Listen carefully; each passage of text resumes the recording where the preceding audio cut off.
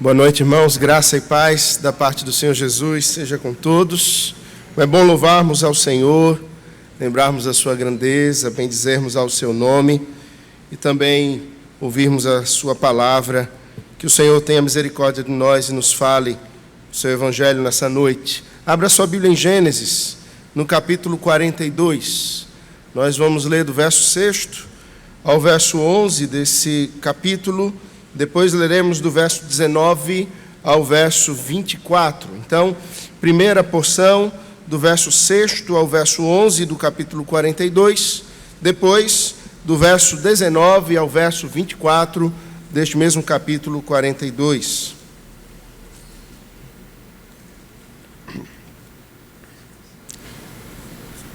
Se nos diz a palavra do Senhor, no verso 6 do capítulo: José era governador daquela terra. Era ele quem vendia a todos os povos da terra. E os irmãos de José vieram e se prostraram, rosto em terra perante ele. Vendo José a seus irmãos, reconheceu-os, porém não se deu a conhecer, e lhes falou asperamente, e lhes perguntou: de onde vindes? Responderam: da terra de Canaã, para comprar mantimento. José reconheceu os irmãos, porém eles não o reconheceram. Então se lembrou José dos sonhos que tivera a respeito deles e lhes disse: vós sois espiões e viestes para ver os pontos fracos da terra. Responderam-lhe: não, Senhor meu, mas vieram os teus servos para comprar mantimento.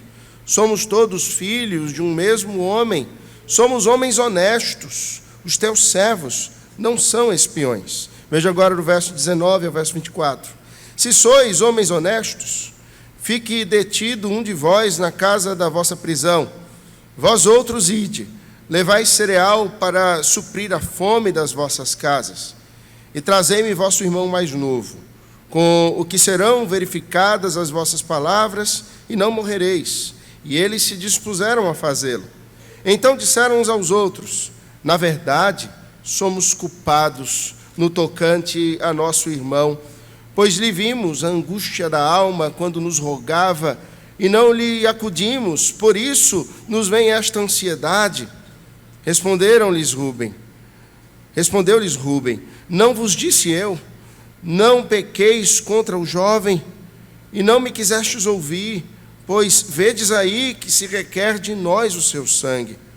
Eles, porém, não sabiam que José os entendia, porque lhes falava por intérprete. E retirando-se deles, chorou. Depois, tornando-lhes, falou, tomou a Simeão dentre eles e o algemou na presença deles. Vamos orar mais uma vez ao Senhor.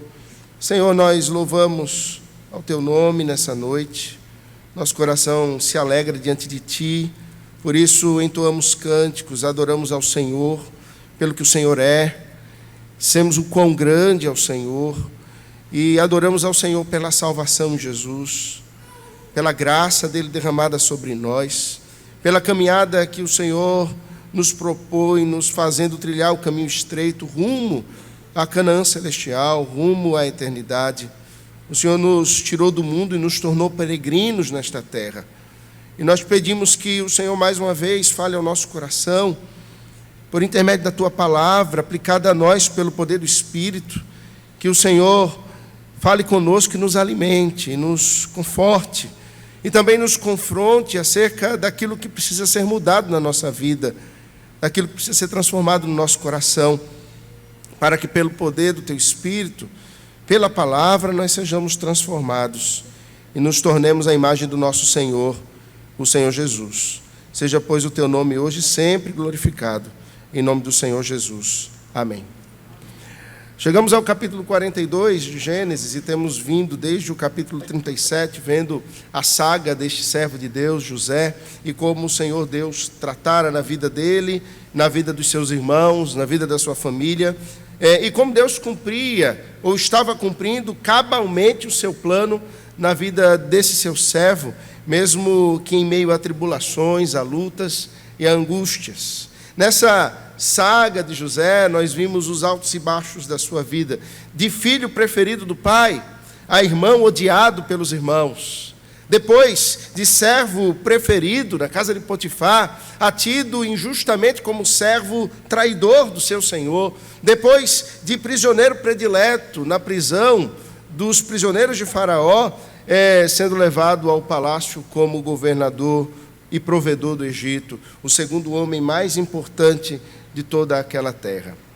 Aquela saga que José havia sido submetido, certamente pela vontade do Senhor, não estava isenta de dores, não estava isenta de dificuldades, com a sua família, com as pessoas que lhe rodeavam, com amigos que ele fizera no caminho, pessoas a quem ele havia demonstrado fidelidade, mas que haviam retribuído a fidelidade de José com infidelidade, que haviam se esquecido dele. Nós podemos imaginar tantos anos se passando, tantas coisas acontecendo, e José deixando para trás aquilo que havia tantos anos antes acontecido no seu seio familiar. Mas as coisas não são assim tão fáceis de ser apagadas, e naturalmente aquilo que não foi resolvido, aquilo que não foi tratado em nosso coração, sempre volta, sempre retorna diante de nós, a fim de que tenhamos que tratar tudo isso diante do Senhor, e que sejamos transformados, e tenhamos as coisas bem resolvidas diante do Senhor, dando diante dos homens também um bom testemunho. E o Senhor nos dá oportunidades de nos reposicionarmos, o Senhor nos dá oportunidades de termos o nosso passado resgatado, redimido, transformado.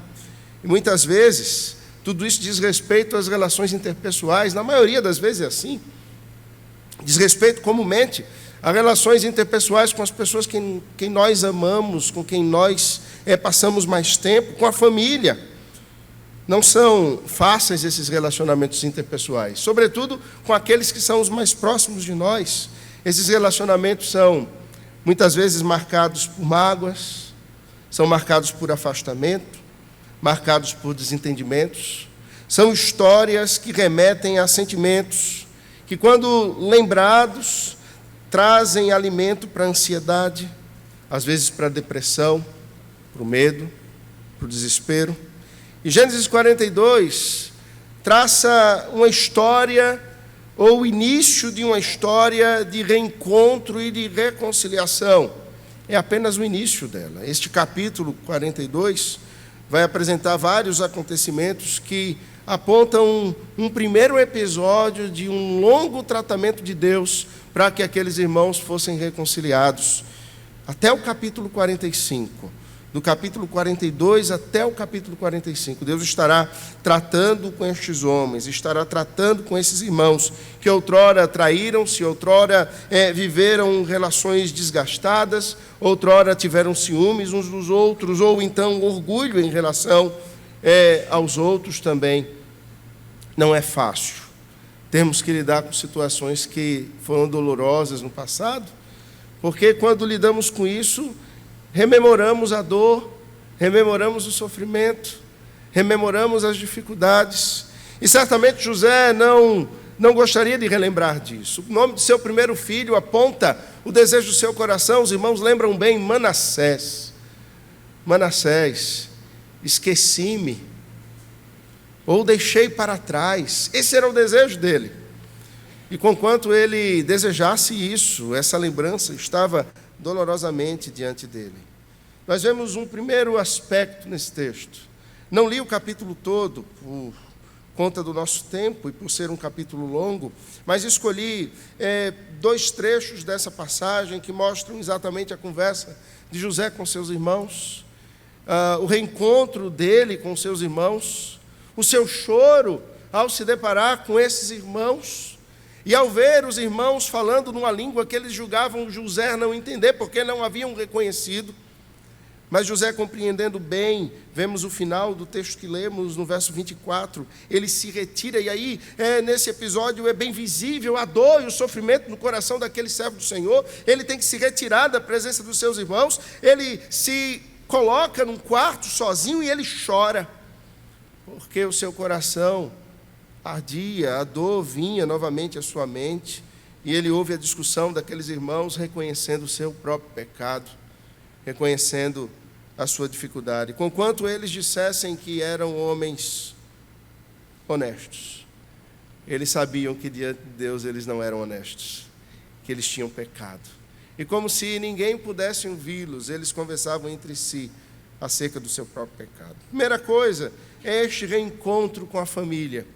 E para falarmos desse reencontro é necessário pensarmos sobre como estava essa família. Haviam se passado mais de 20 anos, desde que José fora então vendido àqueles ismaelitas que passavam e iam ao Egito.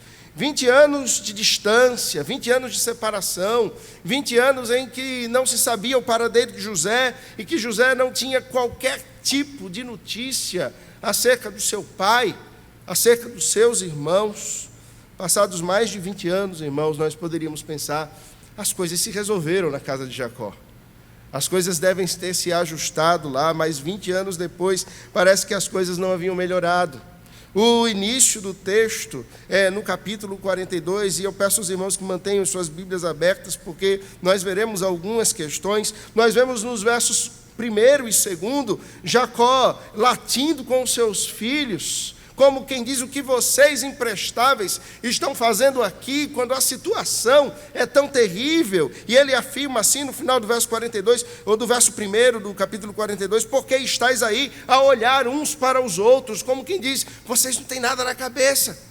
Quer que vocês, homens barbados, já feitos, com esposas e filhos, tendo que sustentá-los, estão vendo a fome chegar até nós e vocês não se mexem? E Jacó brada com aqueles 10 filhos para que eles se movimentem naquele lugar, porque vocês estão aí olhando um para os outros. Mexam-se. Eu ouvi dizer que no Egito há comida. Desçam lá e providenciem comida para nós e para as nossas famílias, a fim de que não morramos. Jacó esbraveja com seus filhos e eles se movimentam. O verso 4 vai mostrar outra coisa, vai nos apresentar outro aspecto. Ele manda os seus filhos ao Egito, mas o verso 4 diz o seguinte: a Benjamim, porém, irmão de José, não enviou Jacó na companhia dos irmãos, porque dizia: para que não lhe suceda caso algum desastre. Aquele pai, que por causa da sua incapacidade de amar aos filhos do mesmo jeito, por causa da demonstração de privilégios para com um filho em detrimento de todos os outros, havia levado a sua família, claro, com o pecado que já existia no coração dos seus filhos, mas alimentado por uma postura muito pouco sábia por parte de Jacó, agora repetia os mesmos pecados. Dentre os 11 irmãos, 11 filhos que restavam, Jacó mais uma vez tinha um preferido. Jacó mais uma vez tinha um predileto. Parece que a família, aquela família preferida, aquela família eleita por Deus, que estava sendo transformada num povo de adoradores, num povo de sacerdotes, ainda era uma família disfuncional, cheia de problemas, de desentendimentos. E parece que os filhos de Jacó, aqueles 10 mais velhos, eles haviam desistido de tentar alguma coisa. Sabe, quando se tenta uma aproximação, se tenta um apego, se tenta um aconchego maior, mas os anos se passam e isso parece não acontecer e simplesmente se dá de ombros. Não vou tentar mais, não tem mais jeito. Papai vai sempre amar apenas os filhos de Raquel. E enquanto José, na ótica de Jacó, fosse morto, Benjamim havia sobrado ali como filho da sua esposa preferida, e portanto era o seu filho preferido em detrimento dos outros. Quando ele age dessa maneira, ele está dizendo para os seus 10 filhos: olha, eu não me importo tanto com vocês, se vocês forem para o Egito e vocês se perderem lá, se vocês forem para o Egito e vocês ficarem presos lá, se vocês forem para o Egito e no caminho um desastre acontecer e vocês morrerem, eu não estou nem aí. Eu me importo mesmo com Benjamim. E ele não vai, porque ele é o meu protegido. Irmãos, como que uma família pode prosperar desse jeito? Como é que relacionamentos podem prosperar dessa maneira? Mas é assim que nós somos. Nós temos as nossas preferências, temos as nossas dificuldades nos nossos relacionamentos. Nós temos dificuldades de demonstrar o nosso amor como pais. Como filhos, também temos dificuldades de perceber e entender as dificuldades dos nossos pais. Como amigos e irmãos, temos dificuldades de carregar os fardos uns dos outros, percebendo a luta um do outro, a dificuldade um do outro, e sempre nós nos arvoramos na qualidade de juízes, nos sentindo muitas vezes vítimas da situação. Aqueles 10 filhos de Jacó sentiam-se vítimas. Jacó sentia-se vítima por ter perdido seu filho amado, enquanto Jacó estava tendo a sua vida trabalhada por Deus, ou José a sua vida trabalhada por Deus lá no Egito. Certamente, o relacionamento de José com seus irmãos fora partido lá no passado, há mais de 20 anos atrás. Mas o relacionamento destes irmãos que restaram, e que talvez 20 anos atrás, ao lançarem José no poço, tinham a esperança de, ao chegarem em casa, terem agora o seu pai como seu pai, nunca tiveram aquele relacionamento que desejavam de fato construído. Relacionamentos não podem se firmar e ser construídos em mentira. Eles haviam enganado Jacó, afirmando que o seu filho havia se perdido, e Jacó teve então o entendimento de que ele havia sido morto. É interessante que Jacó chora tanto. O capítulo 37 mostra isso. O capítulo 37 encerra com isso. Jacó chorando muito. E os seus 10 filhos se aproximam dele, querendo acalmar sua dor, querendo consolá-lo. E tristemente aquele capítulo encerra com Jacó dizendo que não quer ver os seus filhos, não quer nem conversar com eles. E ali talvez a esperança daqueles filhos de Jacó de se aproximarem do seu pai tenha desaparecido, e nos próximos 20 anos nada conseguiu ser construído de bom. Jacó, por sua vez, que fora separado da sua família, veja o outro lado da moeda. Quando finalmente chega a governador do Egito, ele não move uma palha, ele não move um dedo, ele não manda um e-mail, um zap, para ter alguma notícia sobre a sua família. Você percebe isso? Passam-se os 7 primeiros anos, agora eles estão nos primeiros anos de fome da terra. José era o governador do Egito, o segundo homem mais poderoso da terra do Egito. E talvez, como governador do Egito, ele não pudesse se ausentar daquela terra. Mas certamente ele poderia ter mandado um emissário a Canaã, para ter notícia de seu velho pai Jacó, para ter notícia de seus irmãos, mas ele não faz. Isso demonstra também no coração de José uma dificuldade em lidar com as suas próprias lutas e com seus próprios problemas. Demonstra, talvez, no coração de José, uma dificuldade de se reaproximar, um medo de se reencontrar, uma ansiedade acerca do que ele poderia fazer ou deixar de fazer com seus irmãos. Você sabe o que é isso? Se reencontrar com pessoas que nos fizeram mal é difícil. Sentar-se com pessoas que nos fizeram chorar é muito difícil. E muitas vezes nós fugimos disso. Nós nos escondemos dessa realidade, esperando que um milagre aconteça e só no céu as coisas sejam resolvidas. Mas Deus vai trabalhando conosco, irmãos. E Ele certamente nos dá muitas vezes oportunidades de resolvermos os nossos problemas aqui, de tratarmos as nossas dificuldades aqui. Um pastor escrevendo sobre dificuldades familiares, falava da avó de sua esposa, que eles apelidaram carinhosamente de Mama. Mama era daquelas velhinhas amáveis, de quem todas as netas e netos se aproximavam, todos eram aconchegados por ela, beijavam, tinham uma palavra de aprovação e carinho, menos a esposa daquele pastor. Ela se aproximava e havia alguma coisa, alguma trava. Ela não conseguia a aproximação, o aconchego, e ela não tinha o apego que todas as outras netas e netos tinham àquela avó, a Mama. Ela tentou durante toda a vida e não conseguiu aquela aproximação, até que Mama morreu. E às vezes acontece isso. E enquanto todos estavam chorando muito, a a esposa daquele pastor, naquele enterro, disse assim para o seu marido: querido, eu estou tão aliviada pela morte de mama. E ele olhou assustado para ela, dizendo: você está aliviada, feliz pela morte da sua avó? Ela disse: não, eu não estou feliz, eu estou aliviada porque ela partiu.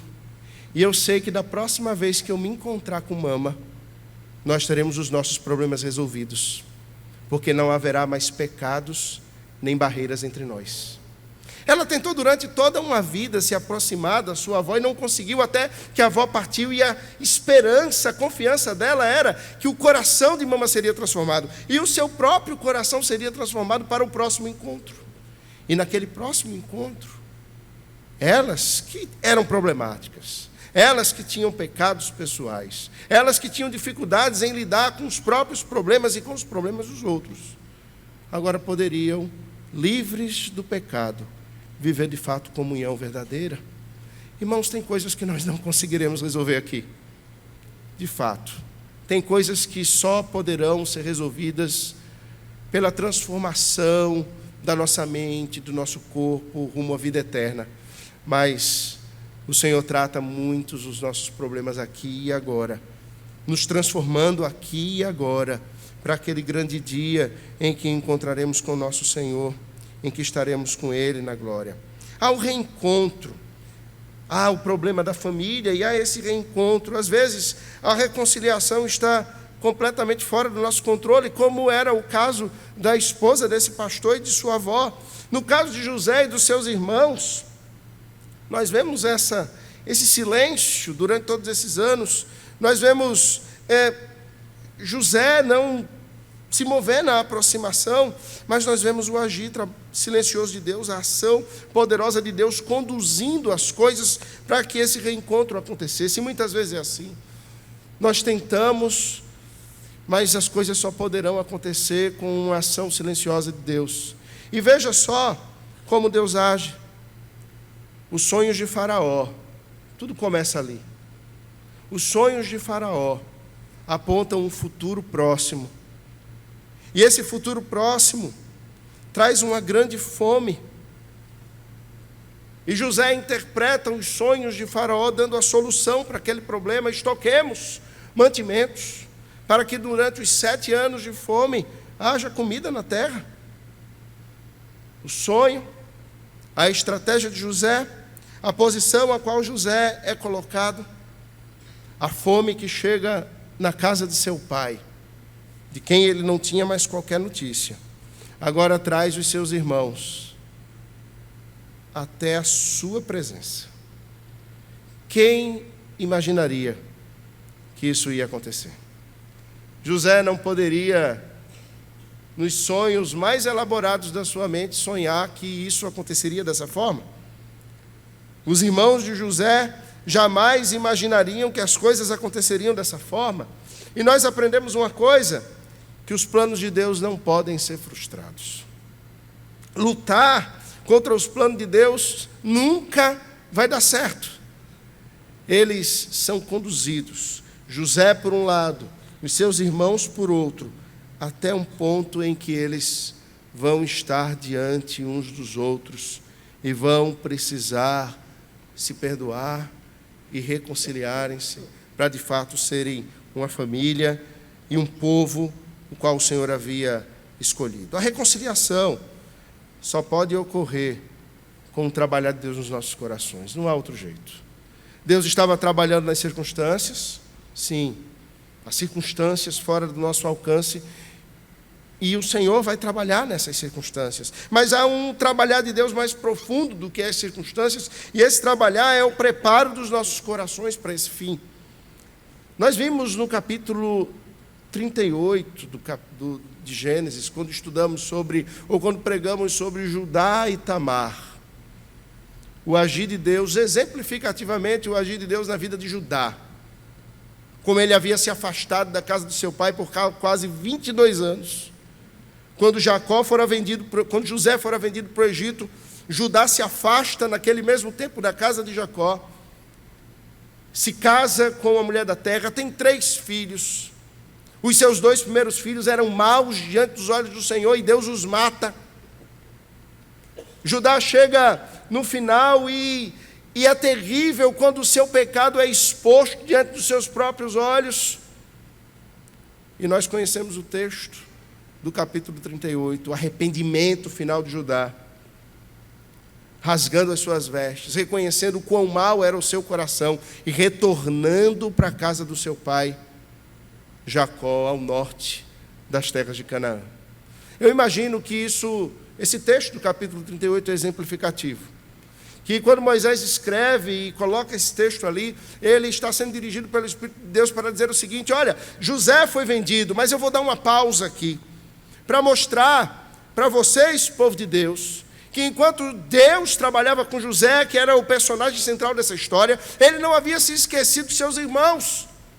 E ele havia tratado com a família de Judá, mas certamente ele havia tratado também com os seus demais irmãos. Deus havia tratado durante todos esses anos com o coração deles, com a maldade deles, de maneira que eles se aproximam ali de José com um outro sentimento. Você não vê, por exemplo, apesar de Jacó agir da mesma maneira com Benjamim, como ele havia agido com José, você não vê agora estes 10 irmãos mais velhos, e preteridos pelo pai, com alguma reclamação, ou com ódio em relação a Benjamim, como eles tiveram em relação a José. Você percebe a diferença do episódio? Se você comparar o capítulo 37 de Gênesis e o capítulo 42, você vê Jacó com os mesmos problemas, mas você vê os seus filhos agindo diferente. Eles não estão mais reclamando, eles obedecem ao pai, eles vão ao Egito, e agora o coração deles está sendo trabalhado por Deus, para o perdão que seria ofertado e para o arrependimento que precisava ser declarado. Nós vemos então a família e esse reencontro com a família e o agir de Deus preparando para esse encontro. E nós precisamos orar por isso, acerca do nosso próprio coração e acerca do coração dos nossos irmãos, parentes e amigos com quem nós temos dificuldades. Você tem dificuldade com alguém? Por favor, não levante a mão. Não precisa se acusar. Você é daqueles que diz assim: não, que é isso? Eu não tenho dificuldade com ninguém, tenho problema com ninguém. Eu amo todo mundo e todo mundo me ama. Todos nós temos dificuldades. Todos nós temos um apego maior a alguém, temos uma resistência a alguém. Todos nós temos dificuldades, talvez no nosso passado, e nos lembramos, olhando para trás, talvez com uma pontada no peito, sabe? Coisas que nós gostaríamos de ter resolvido e não conseguimos. Questões que estão presentes agora e nós não temos forças nem estratégia para resolver, e não sabemos como fazê-lo. Todos nós temos isso, e nós precisamos orar ao Senhor. Senhor, trata com o meu coração. Trata com o meu coração. Trata com o coração dos que estão próximos a mim, daqueles que foram afastados, para que pela graça do Senhor haja reconciliação. Um segundo aspecto nesse texto é ao mesmo tempo a bondade e a rudez de José em relação aos seus irmãos. Ao mesmo tempo que ele é bom, ele se apresenta de uma forma bastante rude. O verso 9 do texto diz que José se lembra deles. Então se lembrou José deles e se lembrou também, no verso 8 diz que ele lembrou e reconheceu os seus irmãos. E no verso 9 diz que ele se lembrou dos seus sonhos. Ao lembrar-se dos sonhos é estranho, porque o texto, logo em seguida, parece que dá uma mudada e diz: olha, José se lembrou dos sonhos que tiveram a respeito deles e lhes disse: vós sois espiões e viestes aqui à terra. Ele se lembra do sonho e imediatamente age com rudez com seus irmãos. Você percebe isso? Isabela estava me perguntando: pai, por que ele agiu assim? Ele estava querendo ir à forra com os seus irmãos? Eu disse: talvez. O José era igual a mim, igual a você. Será que na oportunidade de estar por cima da carne seca, como a gente costuma dizer, nós não iríamos à forra de fato? Nós não nos vingaríamos? Talvez por algum momento isso tivesse brotado no coração de José, porque já sabemos, ele era pecador também. Mas eu quero pensar um pouco além disso. José queria provar acerca do caráter dos seus irmãos. Ele sabia quem haviam sido seus irmãos, mas 20 anos depois ele não sabia mais quem eram seus irmãos. Irmãos, percebam isso. Nós não somos os mesmos de 20 anos atrás. As pessoas que conhecemos há 5, 10, 15, 20 anos atrás, elas não são mais as mesmas. Muita água passou por baixo da ponte. Talvez muitos cabelos tenham caído e pesos tenham sido ganhos. Experiências transformam. Talvez eles tenham sido trabalhados por Deus, José não sabia. Talvez eles tivessem se arrependido, José não sabia. Talvez as noites, durante aqueles 20 anos, tivessem sido noites muito longas, insones. José não sabia. E José, ao meu ver, decide provar o caráter dos seus irmãos. Quem são estes homens que estão diante de mim? Eu conheço os meus velhos irmãos, mas quem são estes que estão aqui? Eu reconheço a face deles, mas eu não consigo ver o coração deles. E aquela ação, aquele estratagema de José, eu enxergo como algo, um artifício, uma sabedoria que Deus concede a ele para dar a oportunidade de seus irmãos demonstrarem agora quem eles eram, além dos seus rostos. Demonstrar como estavam agora os seus corações. A primeira experiência não é boa. Quando José os acusa de serem espiões, com medo, eles dizem: nós somos homens honestos. Mas eles não eram tão honestos assim, irmãos. Eles sabiam que não eram. José sabia que eles não eram. Deus sabia que eles não eram tão honestos. O que as pessoas podem dizer a fim de salvar a própria pele? Esse era um outro aspecto. Se eles soubessem que aquele era José, o Todo-Poderoso do Egito era José, você não acha que eles iriam cair com o rosto de terra pedindo perdão imediatamente a José e dizendo estarem se arrependidos? Eles não podiam saber quem era José. Eles já tinham visto um irmão pela última vez aos 17 anos de idade, talvez com a barba crescendo. Vocês sabem quantos anos durou para eu ter essa barba, gente? Foi muito adubo, sabe? Para poder chegar aqui. Com 17 anos eu não tinha. Passados 20 anos da vida de José, talvez seus cabelos não fossem como eram. Na realidade, nem cabelo tinha, porque os egípcios raspavam a cabeça, raspavam o rosto, não tinha mais barba, vestido com as vestes egípcias, um verdadeiro egípcio diante deles. Aquele não era José, eles não poderiam reconhecer. José se utiliza disso. Eu sei quem eu sou, mas eu não sei quem são os meus irmãos, e deixe-me procurar saber quem são eles. Vocês são espiões. Não, nós não somos espiões, nós somos homens honestos, nós somos servos e não espiões. José, então, faz uma pressão. Ali, naquele ambiente, ele coloca em movimento esse plano engendrado dele. Ele diz que os irmãos podem ir, ou melhor, um dos irmãos pode ir a Canaã, enquanto os outros 9 ficarão presos ali. E ele os lança no cárcere por 3 dias. 3 dias de prisão, em comparação aos 3 anos que José havia passado, não eram nada. Mas ele lança aqueles irmãos durante 3 dias, e ao final dos 3 dias, os convoca de volta e demonstra agora uma bondade.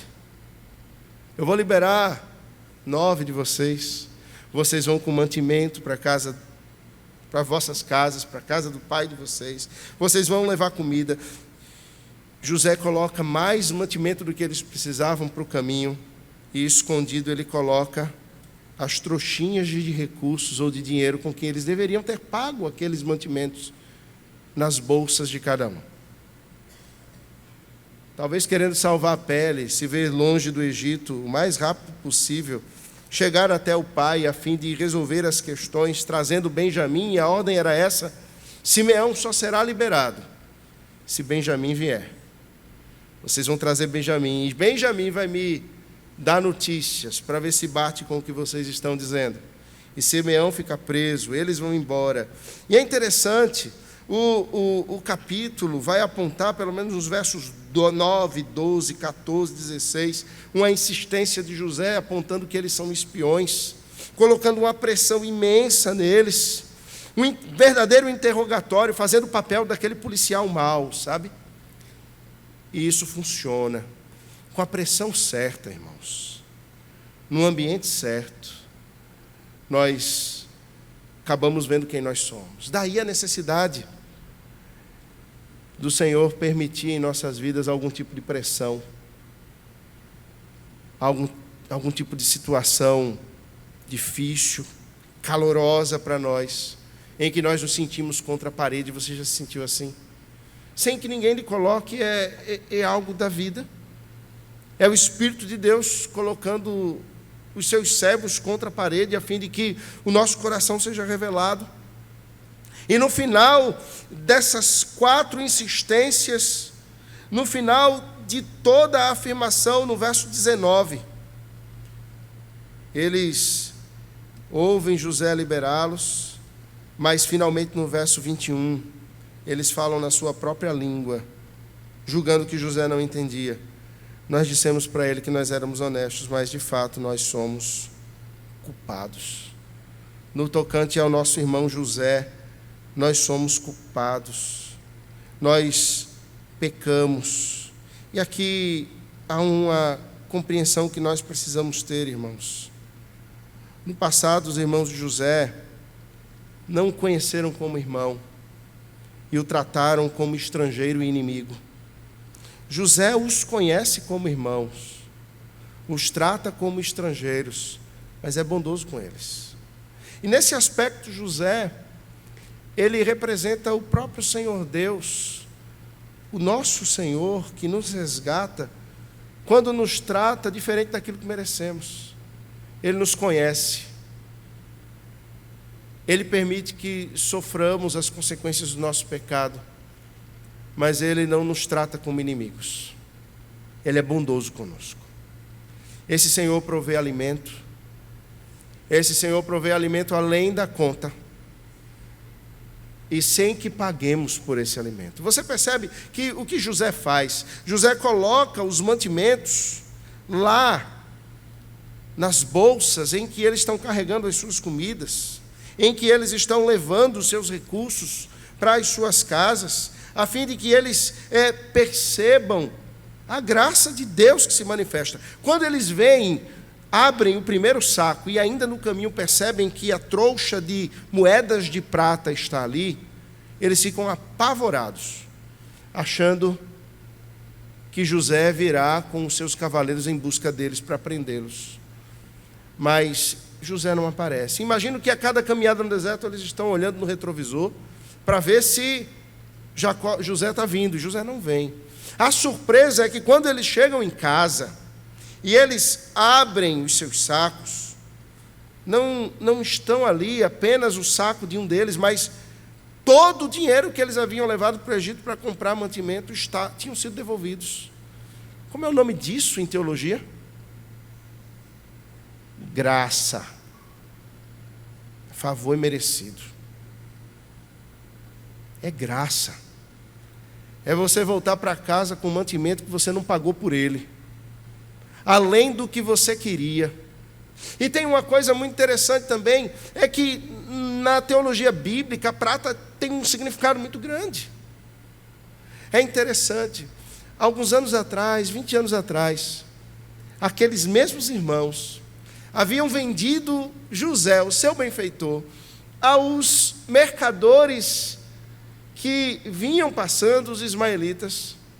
E qual foi o que é que eles receberam em troca? Prata. Eles venderam José. Agora José, ao invés de torná-los escravos e vendê-los, tendo a justa paga pelo mal que eles fizeram, ele é bondoso para com os seus irmãos, dá alimento e dá prata a eles. É interessante que Victor Hugo, escrevendo aquele clássico, Os Miseráveis, ele vai falar de Jean Valjean, que havia fugido da prisão. E Jean Valjean é recebido por um pároco na sua casa. Aquele pároco dá banho a Jean Valjean, ele dá mantimento a Jean Valjean. E na calada da noite, Jean Valjean, que havia sido acostumado a ser tratado como um bandido malfeitor, ele fora preso por ter roubado um pão. Agora ele havia se tornado de fato um ladrão. Na calada da noite, vendo a prataria que havia na casa daquele pároco, ele pega um saco, coloca tudo dentro daquele saco. As facas e toda a prata que havia na casa. Coloca nos ombros e sai às escondidas. Ele não contava que seria pego pela polícia francesa, que retorna à casa daquele pároco, porque naquela prata havia a marca do símbolo do dono. E ele retorna ali, e quando ele fala que aquele malfeitor que havia lhe roubado a prata havia sido pego, e eles querem entregar a prata àquele pároco, o pároco olha para Jean Valjean, olha para a prata e olha para os policiais. Você se lembra o que acontece? Ele diz assim: não, ele não me roubou, eu dei de presente a ele. E aqueles soldados olham e o soltam, e você está livre. E o pároco pega pelo braço e diz: essa é a prata da tua redenção, com ela você vai construir uma nova vida. E é exatamente isso que Jean Valjean faz, se torna um benfeitor. Irmãos, nós fomos comprados por um preço alto. Quando éramos malfeitores e merecíamos a prisão não de 3 dias, mas eterna, o nosso benfeitor, que tinha todo o direito de nos julgar por termos sido seus inimigos, graciosamente age em nosso favor e nos dá mantimento, mas não apenas nos dá mantimento, nos dá a redenção, nos dá a libertação, nos dá uma vida liberta, para que nós vivamos consoante o preço que ele pagou por nós.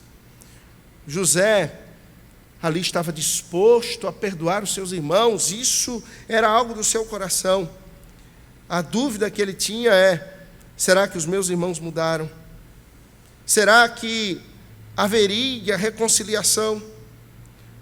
O que ocorreria a partir dali? Porque José não era Jesus. O Senhor Jesus tinha o poder de ler corações, de ler mentes. E quando as pessoas pediam para ser curado, ele dizia: perdoados estão os teus pecados. Porque ele sabia que os problemas estavam para além daquilo que superficialmente podia ser visto.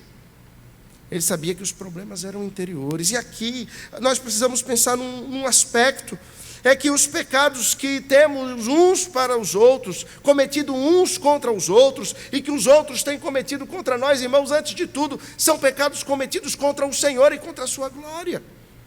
São pecados cometidos contra a santidade de Deus.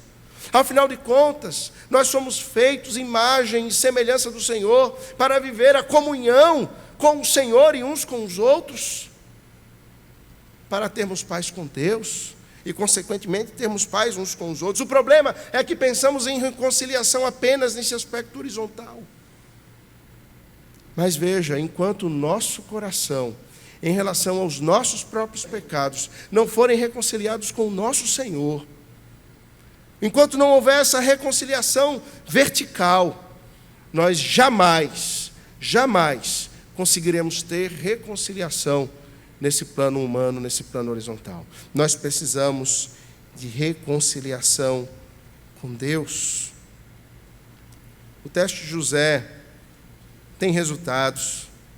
Eles se deparam com os seus próprios pecados. Mas tudo isso tem um preço emocional muito grande. O choro de José, o lamento dos seus irmãos, o medo. Você vê que eles falam desse episódio dizendo: é porque nós agimos mal com o nosso irmão que agora estamos vivendo tamanha ansiedade. E ansiedade aqui, eles querem tratar de tudo o que vem a reboque com ela. Todos os nossos males emocionais hoje começam com essa tal da ansiedade. A depressão começa com ansiedade, o pânico começa com ansiedade, Os nossos medos começam com ansiedade, o congelar das nossas vidas começam com ansiedade, e era exatamente isso que eles estavam vivendo, porque o pecado deles estava oculto. Jacó não conhecia. O pai contra quem eles tinham pecado não conhecia o pecado deles, muito embora desconfiasse. Eles não se haviam confessado a Deus, eles não haviam se confessado a José, porque nem sabiam que aquele era José. O ciclo de perdão precisava se fechar, para que houvesse restauração, de uma vez por todas. É interessante que o texto do capítulo 42 não encerra com a reconciliação. Eu disse que nós vamos até mais à frente, nós vamos mais adiante e vamos ver os próximos capítulos até chegarmos na conclusão dessa reconciliação, quando veremos então o trabalhar de Deus até o capítulo 45. Mas aqui as coisas ainda estão em andamento e provavelmente a reconciliação nas nossas vidas com aqueles com quem nós precisamos nos reconciliar dará algum trabalho. Talvez será lenta. Às vezes será rápida, mas normalmente será lenta. Durará um capítulo, 2, 3, 4, até que finalmente ela seja concluída. E com preço emocional. O preço de visitarmos as nossas velhas feridas, o preço de revivermos as nossas velhas dores, o preço de vertermos antigas lágrimas, mas com a consciência de que precisamos do perdão de Deus. Não há reconciliação, irmãos, sem preço, sem um custo alto. E Deus ainda está tratando conosco como estava tratando com aqueles irmãos e como estava tratando com o próprio José. Você vai ao verso 36 e você observa algo interessante. Quando eles chegam diante de José, é como se uma máscara caísse. Então lhes disse Jacó, seu pai. Quando eles falam que Simeão ficou preso no Egito e que Benjamim tem que ir para que Simeão seja solto, veja a resposta de Jacó. Então lhes disse Jacó, seu pai: tendes-me privado de filhos. José já não existe, Simeão não está aqui, e ides levar a Benjamim. Todas estas coisas me sobrevêm. Você interpretou o que Jacó está dizendo aqui? Vamos recapitular. 20 anos atrás, eles chegaram em casa, os 10, sem José, com uma roupa manchada de sangue e com dinheiro no bolso. Não foi assim? Agora passaram uns 20 anos, e eles mais uma vez voltaram para a casa de painho, sem um irmão e com dinheiro no bolso.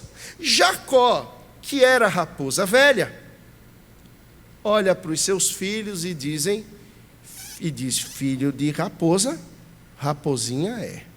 E diz: eles estão querendo me enganar.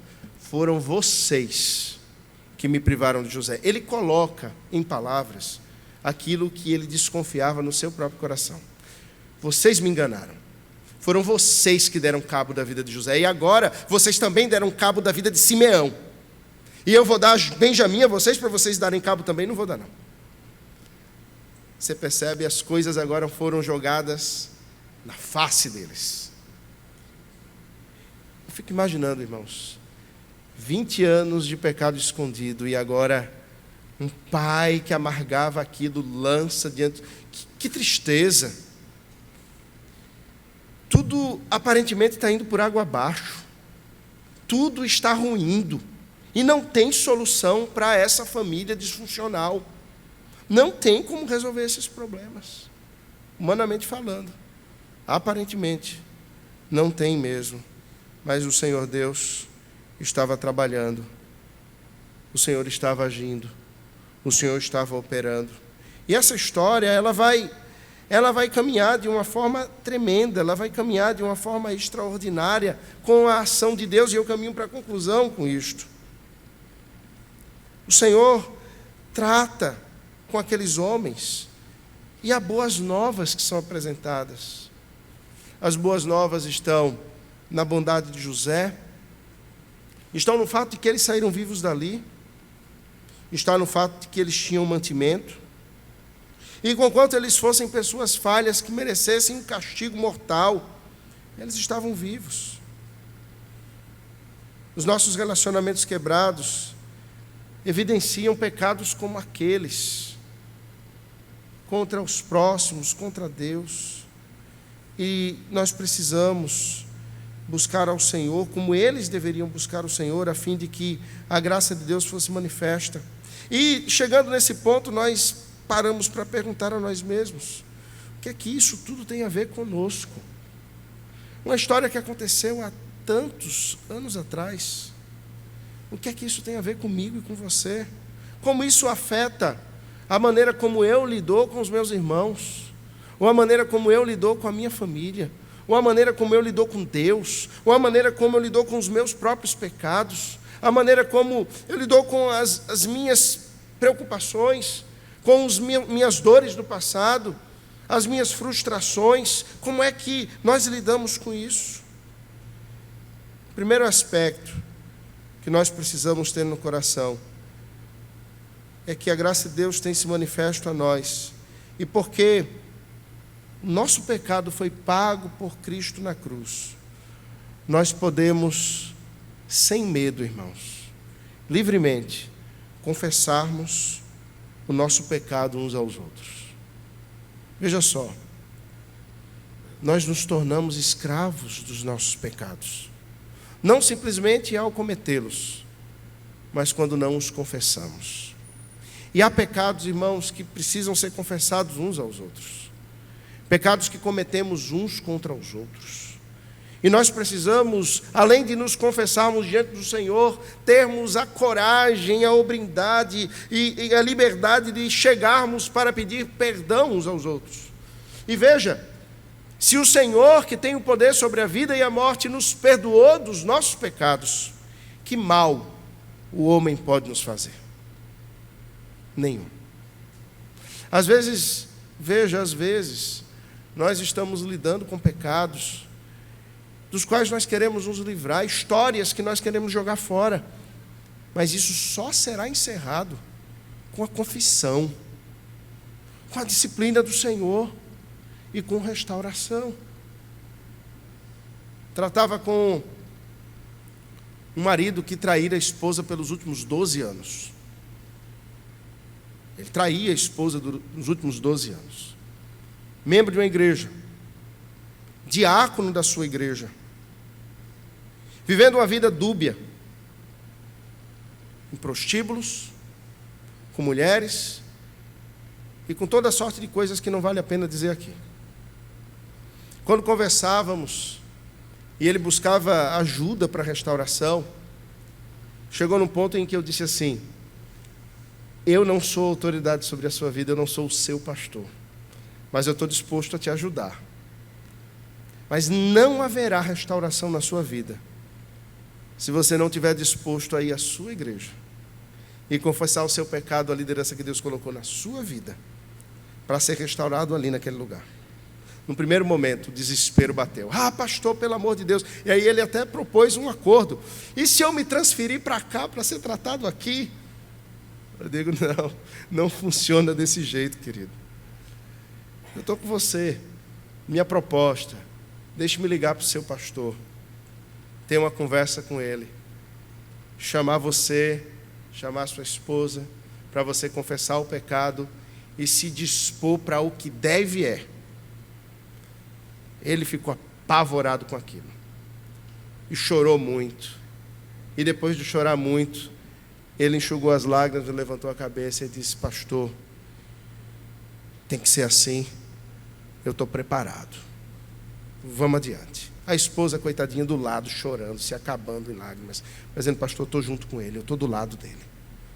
E eu fiquei olhando para aquele homem e disse: você está vendo o que Deus está fazendo? Uma mulher dessa que é traída por você por 12 anos consecutivos, e ela está aqui do seu lado dizendo assim: eu vou te ajudar, eu estou contigo e nós vamos vencer juntos. Como Deus é gracioso, a bondade de Deus é alimento além do que necessitamos, é a moeda colocada na bolsa. E essa semana eu vou estar conversando com o pastor dele, orem por mim, para tratarmos desse assunto. E tem esperança, irmãos. Quando chega naquele ponto ali, era uma prova para mim. Se ele dissesse não, eu ia dizer: então, não tem como nós prosseguirmos. Vamos acabar a nossa conversa aqui. Mas ele disse sim. Eu digo: Senhor, tu estás operando nesse coração. O Senhor está agindo de alguma forma. E há esperança de restauração nesse processo, que será doloroso, mas haverá restauração, porque Cristo pagou o preço. Nós não precisamos temer os homens, nós não precisamos temer a disciplina, nós não precisamos temer a igreja. Cristo já pagou o preço por nós. Um segundo aspecto é que Cristo é o Senhor e é o juiz sobre nós e sobre os homens e sobre todos, e nós podemos confiar a Ele o juízo acerca daqueles que pecaram contra nós, e podemos também confiar a Ele as nossas vidas, no juízo que Ele fará acerca de nós mesmos. Sabe, às vezes nós queremos tomar a justiça nas nossas próprias mãos. Nos sentimos vitimizados, nos sentimos perseguidos, nos sentimos no direito de ir, e queremos ser os juízes e julgar a situação. Precisamos entender que Cristo é o nosso juiz, e precisamos entregar a Ele as nossas causas, fazendo um movimento de reconciliação com o Senhor, para fazermos um movimento de reconciliação com o próximo, naquilo que o Senhor nos conceder. Certamente, como disse há pouco, há situações, irmãos, que não conseguiremos resolver aqui, mas o nosso coração precisa estar destravado e disposto para resolvermos aqui. Precisamos estar preparados para resolvermos aqui. Em terceiro e último lugar, o Senhor nos colocou entre irmãos na igreja. E a igreja é a escola da reconciliação. Você vem para a igreja e você julga que aqui não há problemas, que aqui ninguém peca contra ninguém, que aqui ninguém pisa no calo de ninguém, que aqui nós não temos dificuldades. Aqui é o Éden, irmãos, é o paraíso. Nós já estamos no céu. Para que Jesus voltar? Se aqui é tão bom. É assim? Não é não. Nós nos ferimos, nós nos machucamos, nós dizemos coisas que não gostaríamos de dizer, ouvimos coisas que não queríamos ouvir. E isso é a escola da reconciliação. O Senhor permite que essas coisas justamente aconteçam para que nós sejamos tratados por Ele, na nossa capacidade de perdoar, na nossa capacidade de nos humilharmos, na nossa capacidade de levarmos os fardos uns dos outros, de amarmos uns aos outros, de permanecermos firmes na unidade da fé, apesar de nós mesmos. É a realidade do já e do ainda não. Nós fomos salvos, nascemos de novo, mas ainda estamos sendo transformados. E haverá dificuldades. E o Senhor nos ensina em meio a esse calor, a essas dificuldades. E eu volto àquela pergunta: como é que a história de José tem afetado o teu coração? Como é que a história de José tem tratado com você? Como é que ela tem exigido de você uma ação? Antes da reconciliação com seus irmãos, José demonstra bondade com eles. A pergunta é: nós temos demonstrado bondade com aqueles que nos ferem? Antes da reconciliação, José demonstra disposição de perdoar. Nós, no nosso coração, temos, de fato, disposição de perdoar. E, por fim, você está disposto a pagar o preço da reconciliação? O preço da reconciliação é um preço emocional grande, mas é um ganho espiritual imenso. Se nós nos humilharmos, irmãos, e sempre vai ser necessário isso, para enxergarmos as traves que temos antes de apontarmos os argueiros nos olhos dos nossos próximos, nós cresceremos espiritualmente imensamente. Você está disposto a pagar o preço de caminhar na direção daquele que te feriu, de carregar o fardo daquele que te fez mal? O Evangelho não tem outro caminho, é esse caminho. Ou nós, irmãos, estamos dispostos a morrer, a sermos crucificados, a fim de que a reconciliação e a paz com Deus, a paz do Evangelho, não a paz que o mundo dá, mas a paz que Cristo nos dá, ocorra no nosso meio, ou nós continuaremos vivendo as nossas crises, os nossos medos e os nossos conflitos.